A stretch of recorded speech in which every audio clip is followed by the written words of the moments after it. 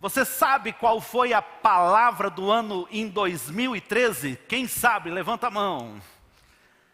A palavra do ano em 2013, ela não surgiu em 2013, mas em 2013 essa palavra, ela disparou na sua utilização em 17.000%. A palavra é selfie, né? E todos nós estamos tão acostumados com essa palavra, né? Que parece que ela esteve com a gente o tempo todo. Tem gente até que não gosta de usar os termos americanizados, sabe, Gui? Mas eu falo que às vezes o americano ele tem um poder de síntese muito bom. A palavra selfie, ela vem de self portrait, que seria o autorretrato, né? E depois eles deixarem selfie e a gente sabe do que se trata. Se a gente fosse falar em português, meio que a gente teria que falar assim, ó, gente, vamos tirar uma foto de nós mesmos ao contrário? Não, é melhor selfie, né? Concorda comigo? Né? E quando surgiu, né, as selfies, a onda das selfies, né, a gente até tinha aquele selfie stick, né, que no português seria o quê? Pau de selfie, né? Olha a coisa horrorosa, né? Então, selfie stick, e a gente nem usa mais, mas essa palavra ela fez sucesso e nós somos a geração da selfie. E porque nós somos a geração da selfie, eu quero começar fazendo uma selfie com vocês, né? Isso mesmo porque se eu prego aqui no culto de sábado, melhora o meu currículo muito, sabe? Entendeu? Então, eu saio em algumas conferências dizendo, ó, já preguei no culto de sábado. Ó, primeiro aqui, levanta a sua mão, vamos lá, aquela pose bonita de selfie. Agora o outro lado, ninguém fica de fora. Essa é a palavra. Por que, pastor, você está falando isso aí? Primeiro, por causa de um saudosismo. Em outros cultos, eu até falei, o pessoal acho que me entendeu mais. Eu estou vendo pouca gente que vai conseguir me compreender totalmente agora. Eu sou de uma geração que quando a gente saía de férias, a gente levava 12, 24 e quando estava burguês, 36 poses, né? Quem é da época que a gente levava a câmera fotográfica, né, para as férias? Puxa vida, e cada foto era planejada. Você não fazia foto que nem... Para aqui, vamos fazer uma foto. Não, não era assim. A gente planejava cada foto e depois que voltava das férias, né, Maurinho? Aí a gente ia ver se tinha grana para revelar, né? E quantas fotos nós ficaram ali com o japonês da Kodak, né? Que a gente não voltou da revelação. Quando revelava era uma surpresa, porque tinha foto que vinha legal, mas muitas vinham com uma mancha atrás, né? Outras pela metade. Quando não tinha uma criança na família, que abria assim a máquina fotográfica e queimava todo o filme, né? Vocês usam a expressão queimou o filme? Vocês usam a expressão queimou? Vocês nem sabem do que vocês estão falando, né?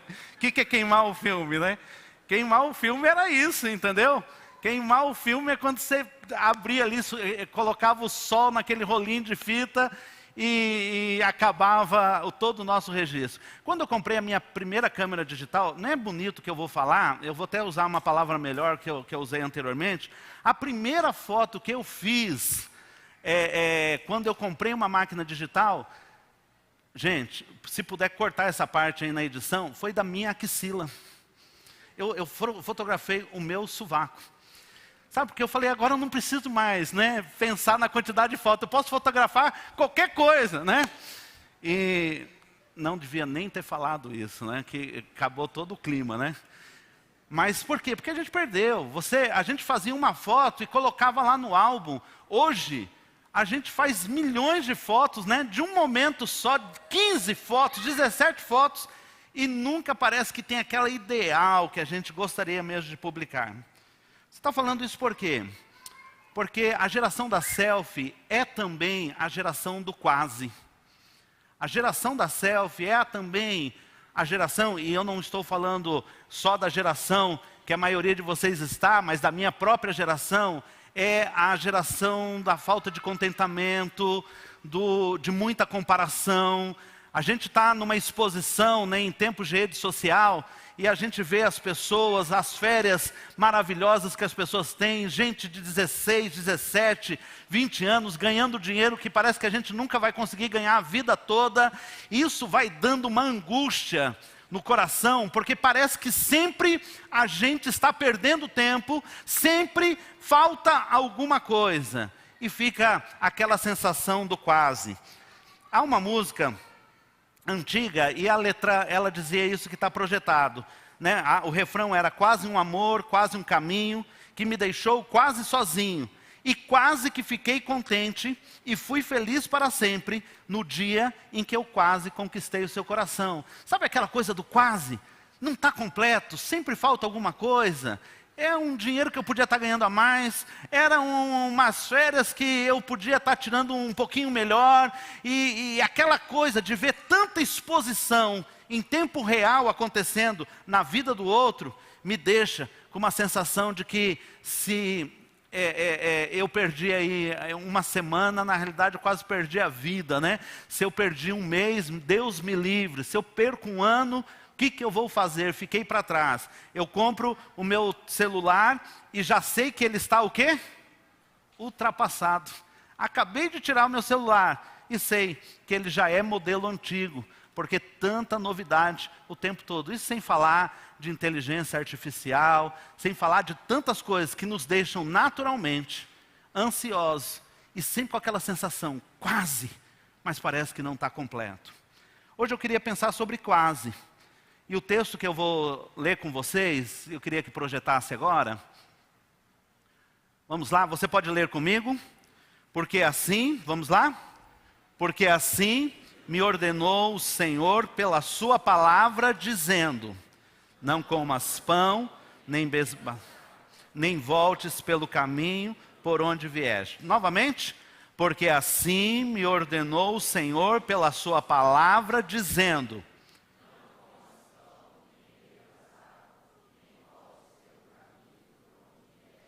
amém. Pai, aqui está a tua palavra. E a gente não quer ser a geração do quase. Nós não queremos ser a geração de quem fez quase tudo certo, ó Deus. Nós queremos ser a geração do completo. Nós queremos ser a geração que possa olhar para o Senhor e dizer com clareza que valeu a pena cada momento com o Senhor e a nossa vida para o Senhor. Nos ensina através dessa palavra, no nome santo do Senhor Jesus, ó Pai. É a nossa oração. Amém. Abra sua Bíblia em 1 Reis, capítulo 13. Lá está a nossa história. Lá está esse texto que eu acabei de ler. E essa é uma história muito interessante. Hoje a gente vai basicamente conversar sobre isso. A gente vai pensar sobre essa história e o que ela pode nos ensinar. 1 Reis, primeiro livro de Reis, capítulo 13, é a nossa base. Eu peço muito sempre que você possa chegar em casa, leia o texto completamente, um capítulo inteiro, tenta ler o anterior, tenta ler o seguinte, sempre faça esse exercício para que você possa aprender da palavra ainda mais. A história de hoje é o retrato de alguém que fez quase tudo certo. A história de hoje fala de alguém que fez quase tudo certo. São 3 retratos, são 3 selfies de alguém que fez quase tudo certo. Fala comigo: o altar, o velho e o leão. 3 retratos de quem fez quase tudo certo. É a história de um profeta que Deus levanta para fazer algo muito específico. Mas esse profeta, ele é chamado de Judá para ir até Betel e fazer uma profecia contra um altar que Jeroboão havia levantado. Então eu preciso contar para você o pano de fundo. Israel se levantou e escolheu para ser o primeiro rei. O primeiro rei foi Saul. Saul não agradou o Senhor, Saul não andou naquilo que Deus havia planejado. Então Deus levantou Davi. E Davi foi um homem segundo o coração de Deus, e Deus fez uma aliança perpétua com Davi, até mesmo que o próprio Senhor Jesus vem dessa descendência de Davi, porque foi um rei segundo o coração de Deus. E o seu filho Salomão assumiu o seu trono após a sua morte. Esses 3 reis, Saul, Davi e Salomão, reinaram sobre Israel como uma nação completa. Mas logo que Salomão morreu, o filho de Davi, o seu filho começou a reinar, e o seu nome era Roboão. E Roboão, ele começa a receber duras críticas, e ele pede conselho aos mais antigos, dizendo: o que eu posso fazer, porque o povo não está gostando do meu reinado.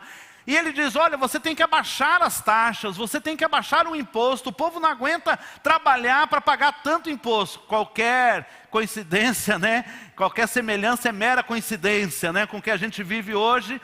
E ele então foi consultar os seus amigos mais jovens, dizendo, e eles falaram: nada, aumenta ainda mais os impostos, o povo está aí reclamando, pesa mais a mão. E ele volta e diz diante de todo o seu conselho e do povo: vocês reclamaram que a mão do meu pai era pesada para cobrar impostos? Eu vou ainda dobrar essa carga, eu ainda vou ser mais pesado com vocês.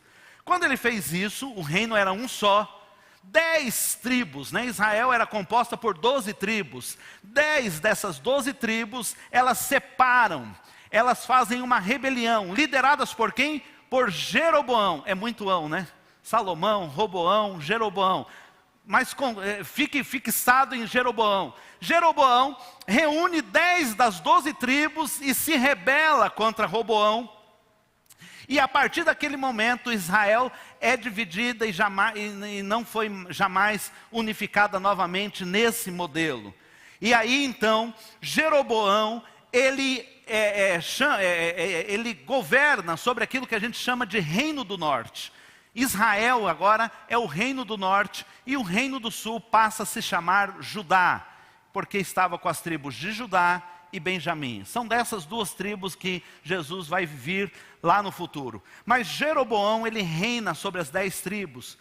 E ele fala o seguinte: olha, vai dar ruim. Né? Isso está no capítulo anterior, tá? Você vai ler quando chegar em casa e ver que eu estou só contando a história para você do que está relatado. Ele diz: isso que eu estou liderando vai dar ruim. Sabe por quê? Esse povo é voltado para Deus. E uma vez por ano, eles descem a Jerusalém para adorar a Deus, deixar as suas ofertas, para deixar o seu sacrifício, né? E quando eles descerem para Jerusalém, e Jerusalém fica em Judá, né? Fica no reino dividido, eles vão se revoltar contra mim. Eles vão voltar o coração para Roboão e vão voltar-se contra mim. Isso não vai dar certo, eu vou acabar morrendo. E aí ele tem uma ideia: opa, para que isso não aconteça, o que nós vamos fazer? Eu vou criar uma religião para Israel. Eu vou criar uma religião para Israel, e assim eles não vão descer para Jerusalém para adorar. E não descendo para Jerusalém, não tem chance mais de eles me abandonarem. Essa foi a ideia de Jeroboão. E ele então edifica em 2 lugares estratégicos 2 altares. Um é em Betel e o outro é em Dan. E ele, como não tinha sacerdotes para aquela religião, diz a palavra de Deus que as pessoas que se ofereciam, né, diziam assim: olha, eu quero ser sacerdote. Ele levantava e consagrava como sacerdote da nova religião que ele estava criando para Israel. E isso foi muito mal aos olhos do Senhor, isso foi totalmente fora do que Deus estava orientando o povo até aquele momento. Vocês estão comigo? Um reino só, é dividido, 2 tribos para um lado, 10 para o outro. 10 das tribos, que é o reino do norte, que nós vamos conhecer a partir de agora na Escritura como Israel, então estão sob liderança de Jeroboão. Ele cria uma nova religião, faz 2 altares e levanta sacerdotes. É nesse contexto que agora nós chegamos no capítulo 13 de 1 Reis, o primeiro livro de Reis. E Deus, lá de Judá, levanta um profeta.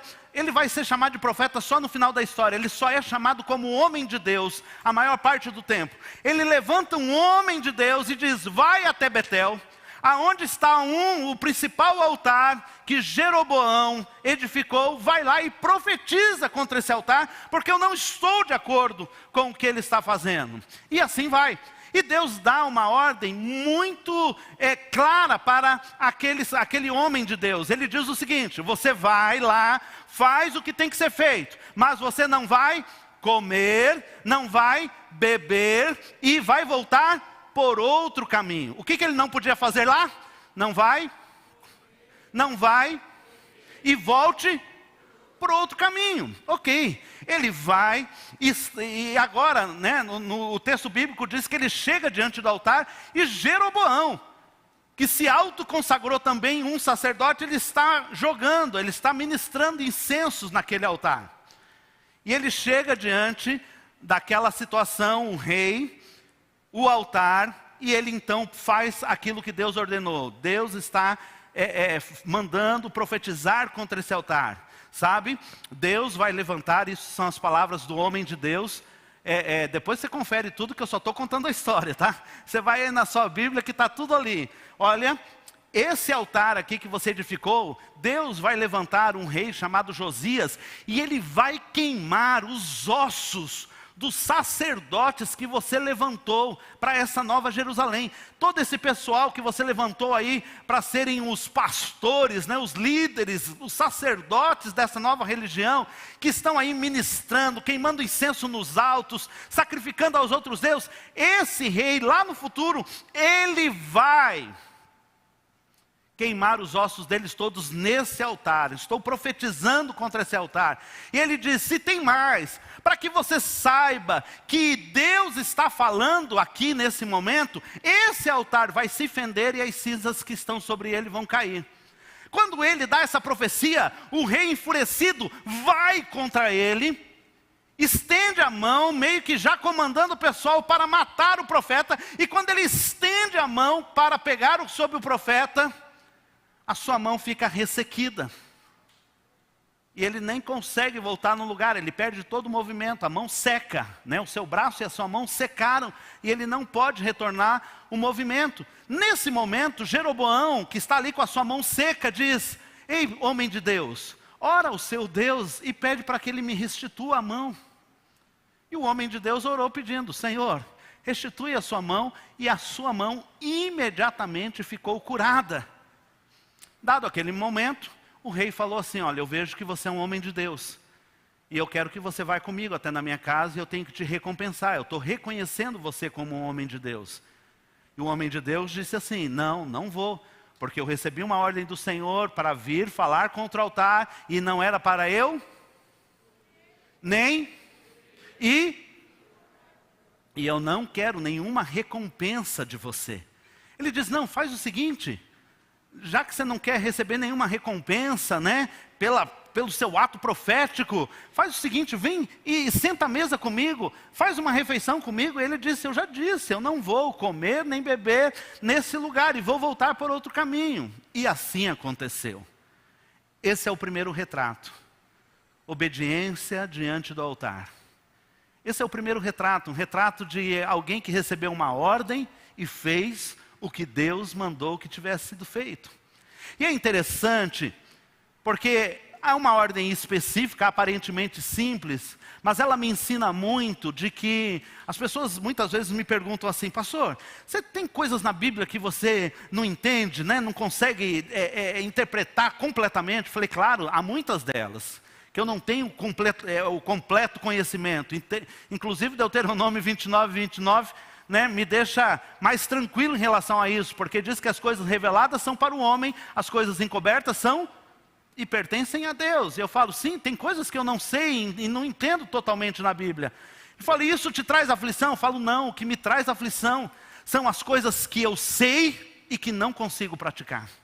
São as coisas que são reveladas, são ordens claras, mas que vira e mexe, eu dou uma vacilada, e muitas vezes eu sou pego em falta. Essas são as coisas que eu tenho dificuldade. Não são as coisas que eu não entendi e não sei. São as que eu entendi e sei. E muitas vezes não consigo agir como Deus teria expectativa. Nem sempre é fácil obedecer a Deus.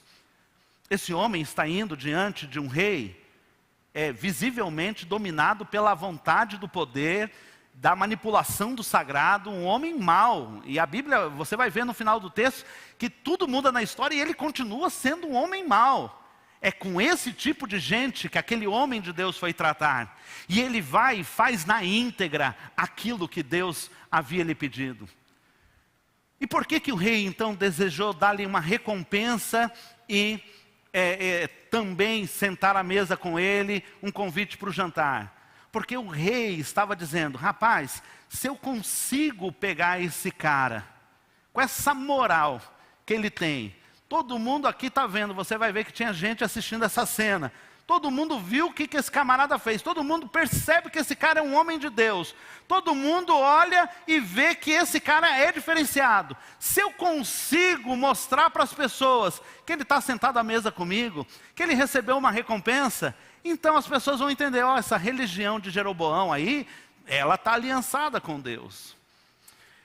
Aqui, queridos, é importante a gente fazer escolhas de vida.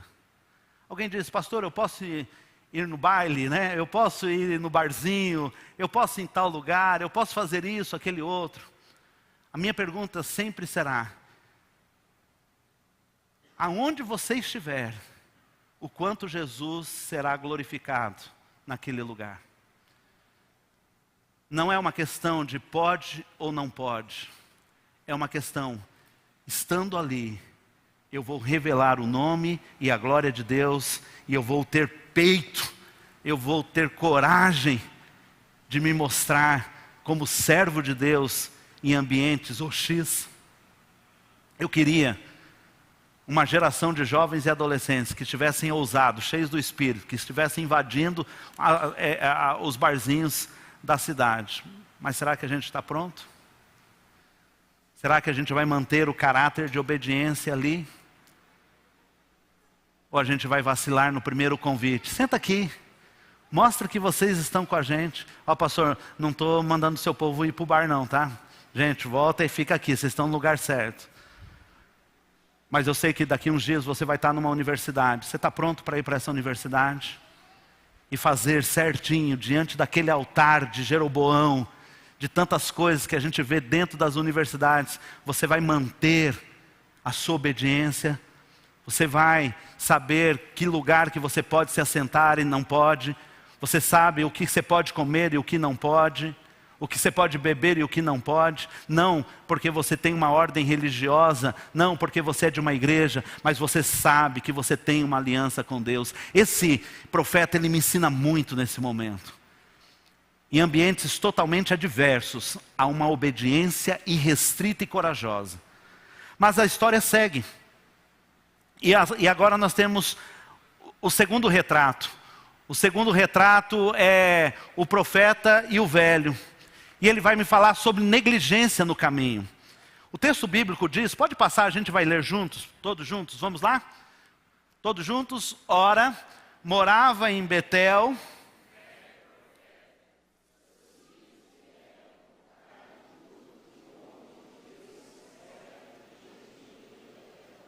E as palavras que ele dissera ao rei, contaram-nas também a seu pai. A história, ela não foi feita num ambiente reservado, não, era um ambiente público. E havia um profeta ali em Betel, um velho profeta que estava ali, e os seus filhos vieram contando, e quando contam o que aconteceu, o que o homem de Deus havia feito, e toda a história, a primeira coisa que aquele velho profeta faz é o seguinte, preparem o meu jumento. Vocês sabem para que lado ele foi? Ó, ele veio por esse caminho, mas foi por esse outro. Prepara o meu jumento que eu vou atrás. E dito e feito, ele preparou, o jumento foi preparado, e ele subiu e foi atrás, e ele encontrou aquele homem de Deus, deitado, descansando, na sombra de um carvalho. E quando ele chega ali, ele diz para o homem de Deus, né? O velho profeta diz para o homem de Deus, olha, vamos para minha casa, eu fiquei sabendo o que você fez ali diante de Jeroboão, vamos para minha casa, eu quero, você vai comer, beber comigo. Mas aquele homem de Deus disse, não, eu tenho uma ordem muito clara, e a ordem é que eu viesse até Betel, profetizasse contra o altar, e que não comesse, não bebesse, e que voltasse por outro caminho, então não posso ir contigo. Olha só o que acontece nesse momento. O velho profeta, ele diz o seguinte, não, eu também sou profeta como você. E apareceu lá em casa um anjo me dizendo, vai lá e diz para ele, está liberado, pode voltar, fica tranquilo. Assim como você, eu também sou profeta e Deus falou comigo, então vem comer comigo. O homem de Deus, ouvindo aquela palavra, abandona o seu propósito inicial e vai para a casa do velho profeta. E ali eles estão na refeição. Provavelmente, depois a gente vai falar um pouquinho desse velho profeta, mas eles estão ali, talvez trocando assim as informações do que estava acontecendo em Israel, esse tumulto todo. Quando veio uma palavra de Deus. É interessante porque quando a Bíblia relata que o velho profeta falou isso para o homem de Deus, ele disse o seguinte, olha, Deus falou comigo, mas o texto termina dizendo, mas estava mentindo. Mas estava mentindo. Quando eles estão no jantar, a Bíblia diz que vem uma palavra de Deus sobre o velho profeta. Agora sim, uma palavra de Deus.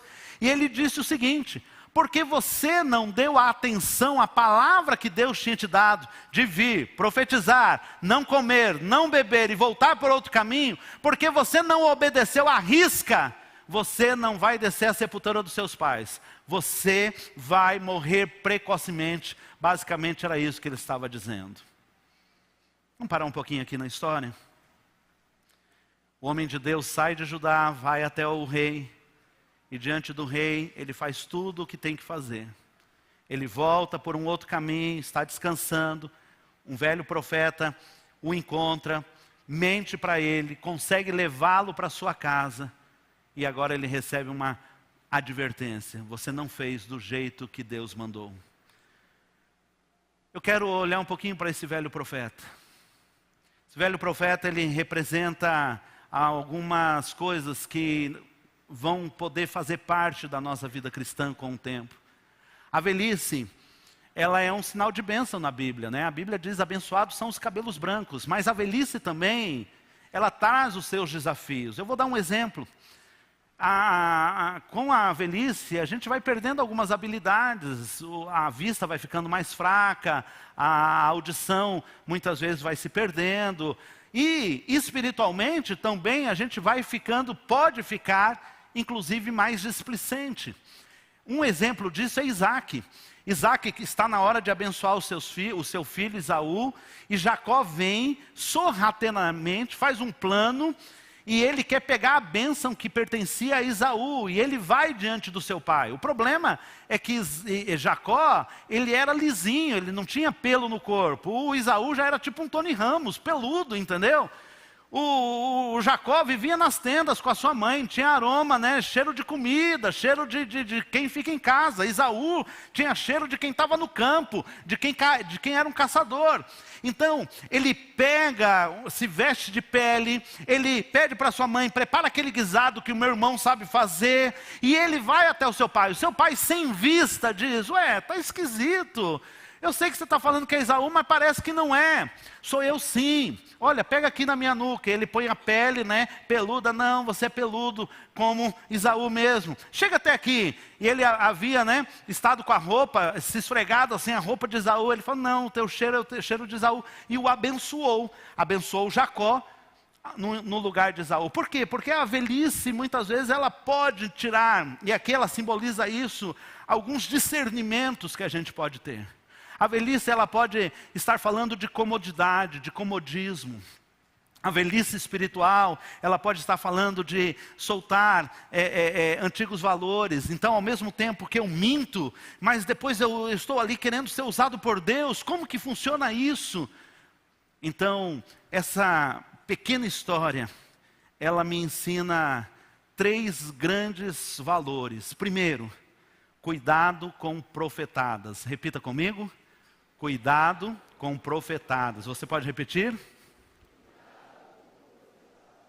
Deus só tem compromisso com a palavra que Ele disse. Deus não tem compromisso nenhum com aquilo que disseram que Ele disse. Você está me entendendo? Deus é fiel para cumprir todas as palavras que lançou sobre a sua vida. Mas cuidado. Debaixo de quem você põe a sua cabeça para receber algumas palavras, né, debaixo da mão de qual pessoa para receber algumas palavras, depois fala, mas Deus falou, Deus falou. Não, alguém falou em nome de Deus. Porque quando Deus fala principalmente através da palavra. Eu lembro que eu era pastor ainda na Memorial, muitos anos atrás, e chegou uma senhora e disse, você é o pastor Eli? Sim, eu tenho uma palavra de Deus e quero orar por você. Eu falei, bem, eu queria te conhecer. Não, eu sou uma mulher de Deus e tal, e eu vim aqui te entregar uma palavra e orar por você. Eu queria que você ajoelhasse porque eu vou orar com você. Eu falei, não, eu quero orar por você primeiro. E eu orei, impus as mãos, a pessoa ajoelhou, né? Aquela senhora ajoelhou, eu impus as mãos e orei por ela.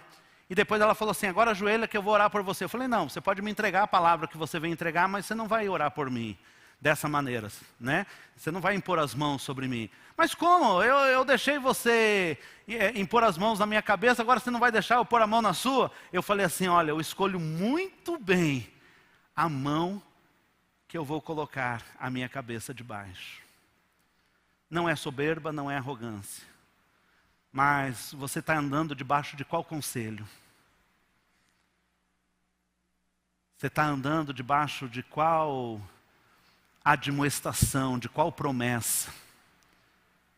Quem está norteando os seus valores? Quem está pondo a mão sobre a sua cabeça e profetizando sobre a sua vida? Quem são os gurus, os coaches, os líderes espirituais que estão norteando as suas escolhas? Cuidado com profetados. Deus só tem compromisso com a palavra que Ele disse, mas não tem compromisso nenhum com aquilo que disseram que Ele disse. Segundo, cuidado com os dias de vulnerabilidade.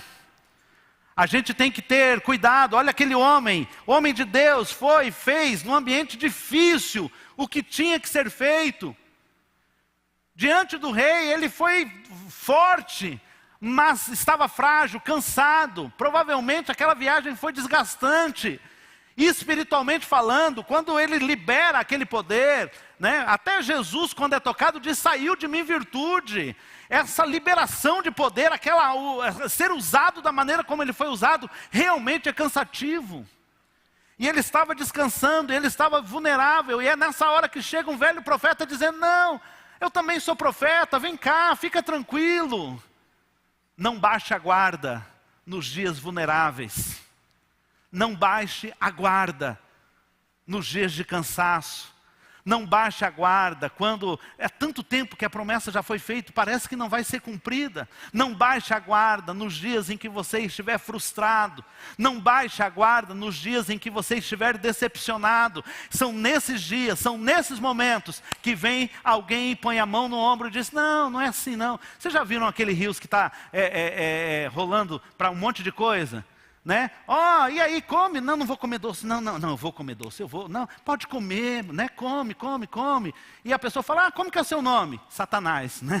Vocês já ouviram vários desses, né? Vários desses. Cuidado com quem vai colocar a mão no seu ombro e te dar conselhos. Todo conselho está na palavra, mas é óbvio que a gente precisa dessa troca humana, a gente precisa dessa conversa humana. Cuidado com quem você está usando como referência. Tem muita gente que vai dizer, olha, eu falo em nome de Deus, mas na realidade vai estar mentindo a respeito disso. E quando que nós nos tornamos presas fáceis nos dias de vulnerabilidade. E terceiro, cuidado com a familiaridade. O grande perigo para o homem de Deus aconteceu fora de um ambiente que parecia ruim. Ele foi firme diante do rei, mas afrouxou diante do velho profeta. Ele foi firme diante do mundo, mas afrouxou diante da religião. Eu gosto muito de pensarmos na igreja como a casa. Eu gosto muito de pensar na comunidade como extensão da minha casa. Eu gosto muito de usar esse termo, eu gosto muito da expressão, essa é a nossa casa, esse é o nosso lugar, essa é a nossa comunidade. Mas um cuidado eu tenho que tomar o tempo todo, que é essa familiaridade. Eu nasci e fui criado dentro da igreja, né? Eu estou com esse negócio de igreja desde pequenininho. Na minha época era uma sala que chamava Joias de Cristo. Eu estava lá, no Joias de Cristo, né? criança e junior, a gente tinha 3 revistinhas. Você vai lembrar, Wallace, Vivendo, Crescendo e Aprendendo, né? Participei dessas classes, fui embaixador do rei, estou nessa casa, estou na casa um tempo. O que eu tenho que tomar cuidado é que não perca o temor. Eu estou sim na casa do Pai. Eu estou sim num ambiente em que eu devo me sentir bem, à vontade. Mas eu não posso perder o temor e saber que eu estou na presença daquele que é todo poderoso. Cuidado com a familiaridade. Os filhos de Arão caíram, Nadab e Abiú, os filhos de Eli caíram, os filhos de Samuel caíram, Ofni e Finéias, todos eles criados dentro do templo. Ficaram tão acostumados com aquele ambiente que perderam a noção do sagrado. Cuidado, cuidado com profetadas, cuidado com a vulnerabilidade, cuidado com a familiaridade. Mas a história continua e agora nós temos o terceiro retrato. E o terceiro retrato fala de uma morte na esquina, né? Uma morte muito triste. É o retrato do profeta e do leão. Vamos ler o texto juntos? Vamos lá? Então foi e achou o cadáver estendido no caminho, e o jumento e o leão, que estavam parados junto ao cadáver. O leão não o havia devorado, nem havia despedaçado. Essa é uma cena muito interessante, né? O velho convence o homem de Deus a ir para casa. No meio da refeição ele dá a notícia, fala: olha, Deus está me dizendo que você não vai descer à sepultura dos seus pais. Ele estava dizendo de morte precoce. Ele estava dizendo de uma vida que não seria completada. E logo em seguida, os filhos recebem a notícia novamente de que aquele homem de Deus que havia saído no meio da refeição, indo embora, no meio do caminho, um leão chega, mata aquele homem, e a notícia chega novamente para o velho profeta. E quando a notícia chega para o velho profeta, ele olha para os seus filhos e fala: preparem o jumento, que eu quero ir lá. Esse jumento trabalha. Rapaz, esse jumento aparece tanto nessa história. É um tal, né? Parece aquele Jack Chan, sabe? Aquele, não é Jack Chan, é aquele Karate Kid. Tira o casaco, põe o casaco, não tem aquele negócio? É o jumento. Prepara o jumento, desmonta o jumento, sobe o jumento. E esse jumento é para baixo, para cima, o tempo todo na história. E o velho vai, e quando ele chega, ele vê essa cena. A cena do homem de Deus morto pelo leão. Mas, gente, qual é a natureza do leão? Matar e devorar. Matar e comer. Aqui nós temos uma cena atípica. Aqui nós temos uma cena que nos coloca para pensar. Ele mata, mas não devora. A gente pode interpretar de algumas maneiras. Os teólogos, eles diferem nessa interpretação. E ela não é conclusiva em si mesmo. Mas, primeira vez que eu li esse texto, o Espírito Santo tocou algo profundo no meu coração, falando sobre ministérios que não chegam ao fim. Deus estava falando sobre como seria a minha carreira como ministro. E depois de mais de 30 anos servindo ao Senhor, quantas vezes eu vi essa cena no ministério de tantos.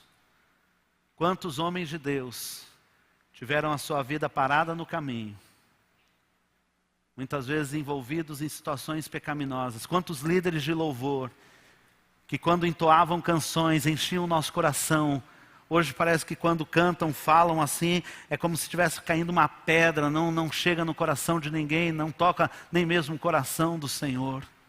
Quantos ministérios, quantos futuros extraordinários ficaram pelo caminho. Eu sei que aquele leão, ele está cumprindo uma ordem divina, mas eu gosto de pensar que muitas vezes é assim que Satanás também faz. Ele nem quer te matar. Ele vai, ou te destruir, melhor dizendo. Ele vai apenas matar o seu ministério e ficar com o seu corpo ali, com o seu ministério pela metade, com a sua vida pela metade, como se fosse um troféu. Olha o futuro que esse cara tinha. Olha o futuro que essa menina tinha. Mas, está vendo? Eu matei esse futuro. E agora é só um troféu. Sabe, queridos, vocês têm uma vida inteira pela frente.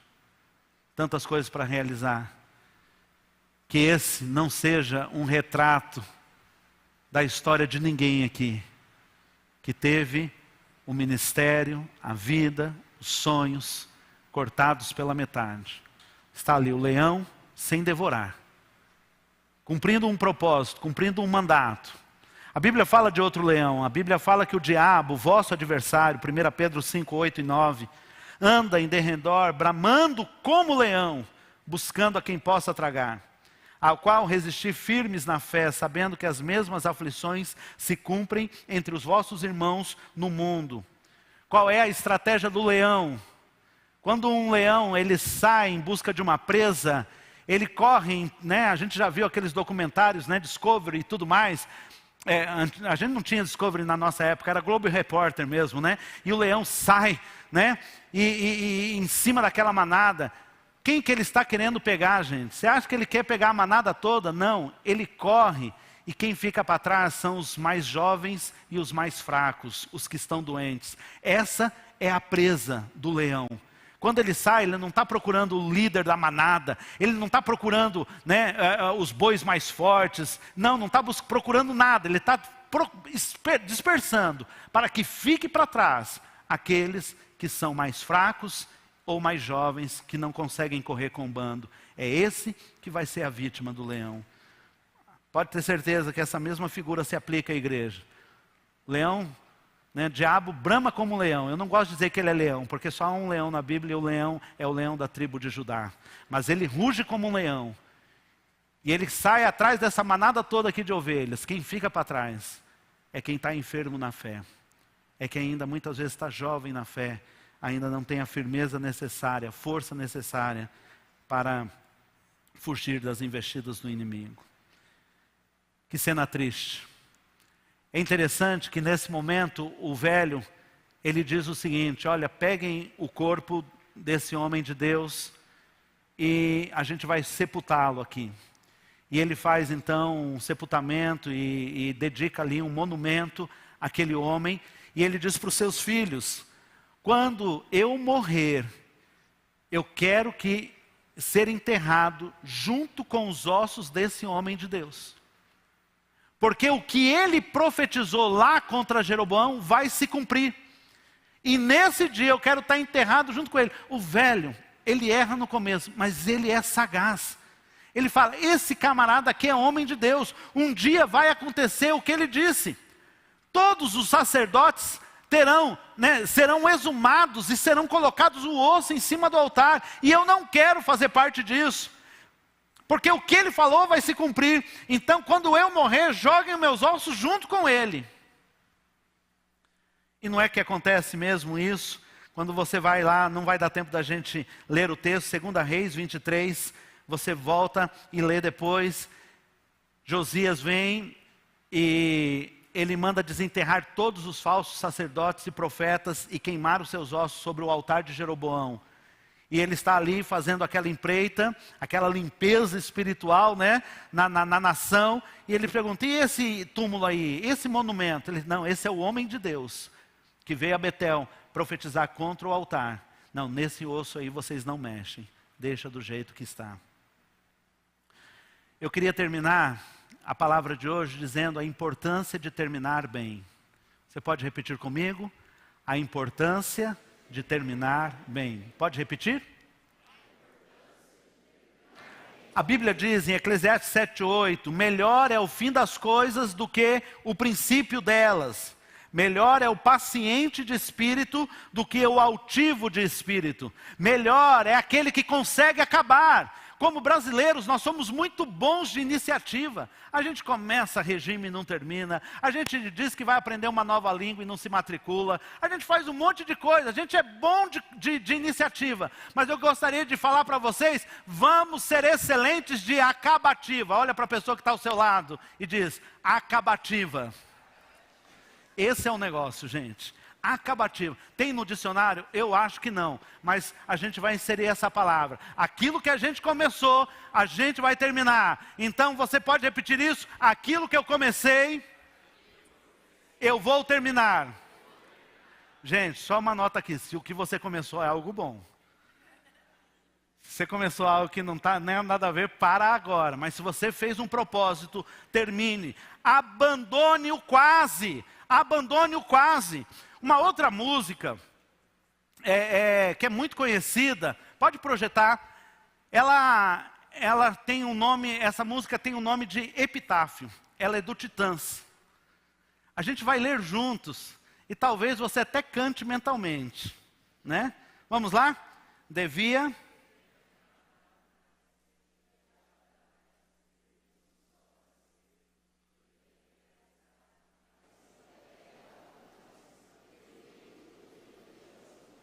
Essa é uma música do Titãs. Talvez tenha gente que recitou, mas cantou mentalmente aí, né?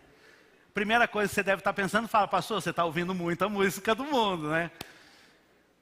Essa música ela é uma poesia linda. E ele fala, né? Eu queria ter amado mais, eu queria ter visto mais pôr do sol, eu queria ter me portado menos com os problemas pequenos. Eu queria. É uma música linda, uma melodia igualmente bonita, mas eu não quero que seja a frase, eu não quero que seja o resumo da minha vida. Eu não quero chegar lá no final dizendo, puxa, eu queria ter feito isso, eu podia ter feito aquilo, como eu queria ter feito aquele outro, se eu tivesse feito, eu não quero que esse seja o resumo da minha vida. Letra linda, uma poesia bonita, mas eu não quero que ela resume a minha vida. Eu quero fazer como Paulo falou.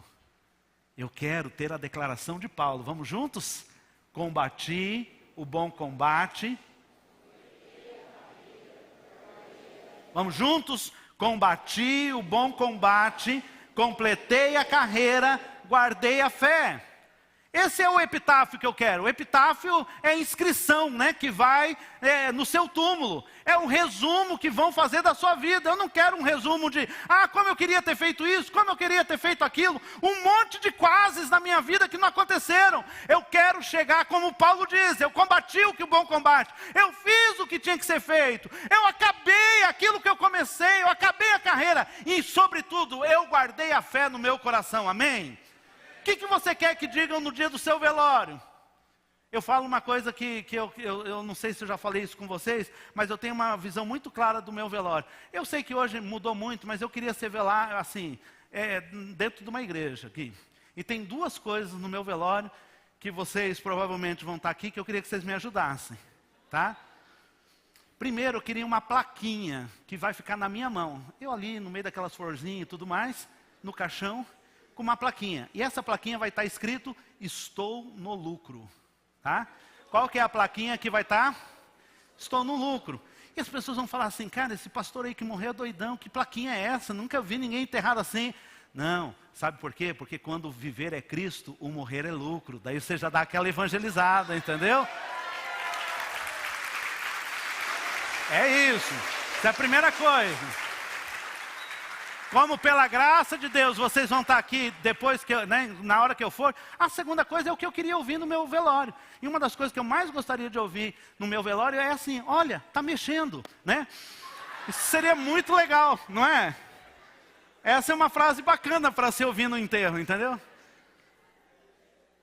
Como que vai ser o final da sua vida? Como que vai ser contada a sua história? Como alguém que fez quase tudo certo, começou bem, vacilou no caminho e ficou. Ou vai ser contada, como Paulo diz, e eu quero que você fique em pé e leia junto comigo esse último texto. Pode passar todos juntos? Não, vamos todos juntos? Não que eu tenha alcançado, mas concentro todos os meus esforços nisso, esquecendo-me do passado e olhando para o que está adiante, prossigo para o final da corrida, a fim de receber o prêmio celestial para o qual Deus nos chama em Cristo Jesus. Em outro momento, lá no livro de Hebreus, o autor vai dizer assim, eu prossigo olhando firmemente para Cristo, autor e consumador da fé. Eu não tiro os meus olhos do alvo. Sabe, tem muita coisa na sua vida. Você vai receber grandes chamados de Deus. Você vai receber grandes ordens de Deus. Muitas vezes Deus vai falar, ó, vai lá, faz isso, não come, não bebe, né? E volta por outro caminho. Eu não sei quais são as ordens que Deus vai te dar durante a sua vida. Mas uma coisa eu gostaria, que você fosse, fizesse o que tem que ser feito, mas que concluísse até o final da jornada. E lá na frente, sabendo que é olhando para Cristo, você possa dizer, eu combati o bom combate. Eu acabei aquilo que tinha que ser feito. Eu completei a carreira e guardei a fé. Amém? Quero orar por você nesse propósito. Pai, em nome do Senhor Jesus. Nossos olhos, ó Pai, estejam firmados. E ó Deus, fixados em Cristo Jesus. As ordens são claras. O chamado é claro. E nós estamos aqui, ó Pai amado, em nome do Senhor Jesus, porque não queremos ser a geração do quase. Não queremos ser as pessoas que fizeram quase tudo certo. Nós queremos, ó Pai, em nome do Senhor Jesus, honrar o Teu santo nome em todos os dias da nossa vida. E aquilo que o Senhor nos confiou, nós queremos completar a carreira no nome santo do Senhor Jesus. Amém, amém. Olhando para o alvo.